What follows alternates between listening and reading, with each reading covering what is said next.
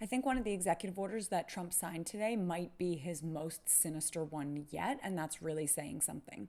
I'm Eliza Orland's career public defender for 15 years in Manhattan, and I have to break this down for you. So today's executive order is called Strengthening and Unleashing America's Law Enforcement to Pursue Criminals and Protect Innocent Citizens. Trump is acting like safe communities are the impetus behind this and empowering law enforcement to firmly police dangerous criminal behavior. But that's not at all the reality of what this executive order does.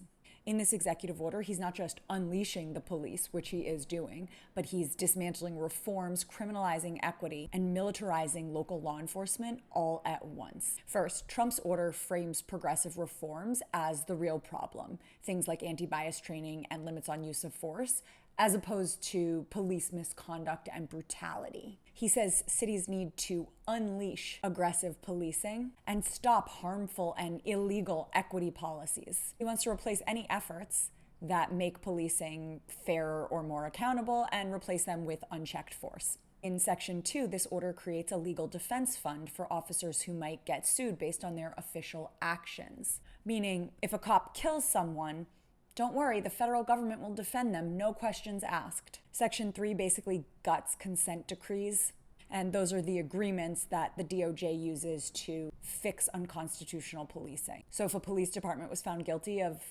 unconstitutional abuse, this order says set them free. Section 4 of this order says that they should increase the provision of excess military and national security assets in local jurisdictions. What does that mean? It means your neighborhood may become a war zone. They're going to militarize the Section 5 is the most dangerous of them all. It says that the Department of Justice should prioritize prosecution of any state or local officials who willfully direct the obstruction of criminal law prohibiting law enforcement from carrying out their necessary duties, or who engage in discrimination or civil rights violations under the guise of diversity, equity, and inclusion. This literally means they could prosecute local elected officials, governors, mayors, city council members, whoever they felt was not doing the thing that Trump wanted them to do. This is so dangerous. This is not public safety. This is not rule of law. This is political revenge. This is authoritarianism. This is terrifying. And then finally, Section 6, that Homeland Security Task Force protecting American people against invasion, to coordinate and advance the objectives of this order. And this will help the Trump administration crack down on communities within this country who Trump doesn't like. This is not about public safety. This is about control.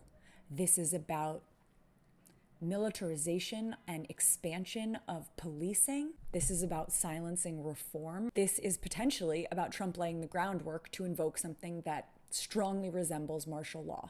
We have to fight back because the stakes could not be higher.